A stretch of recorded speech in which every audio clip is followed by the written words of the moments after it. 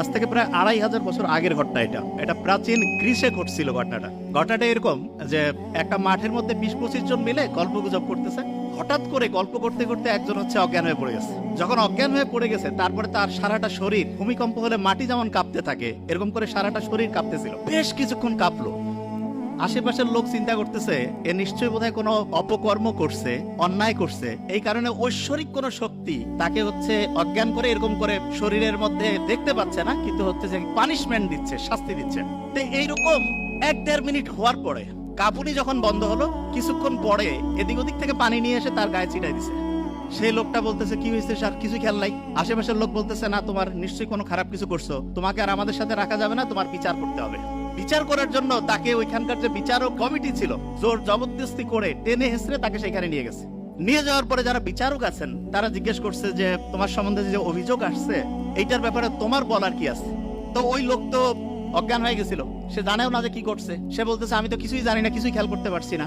আশেপাশের সবাই বলতেছে যে না, এরকম ঘটনা ঘটছে, সে অজ্ঞান হয়ে গেছিল, তার সারাটা শরীর ভূমিকম্প হলে মাটি যেমন কাঁপতে থাকে তার সারা শরীর কাঁপতেছিল।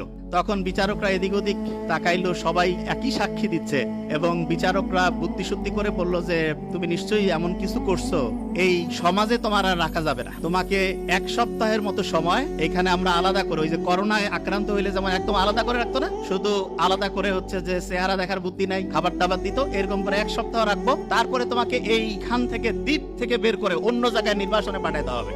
তা প্রাচীন গ্রিস দেশে 2500 বছর আগে যখন যে কেউ এরকম ঘটনার মধ্যে পড়তো, তখন তাকে এরকম করে জোর জবরদস্তি করে ওই বিচারকদের সামনে নিয়ে আসতো। বিচারকরা যখন শুনতো যে 8-10 জন বলতেছে যে হ্যাঁ, এই লোকের এইরকম ঘটনাই ঘটছে, তখন তাকে 1 সপ্তাহ এক জায়গায় আটকে রাখার পরে তারপরে নির্বাসনে অন্য জায়গায় পাঠিয়ে দিত। তো এরকম করে প্রায় 15-20 বছর চলছে এই ঘটনা প্রাচীন গ্রিসে। হঠাৎ করে একটা অদ্ভুত ঘটনা ঘটছে।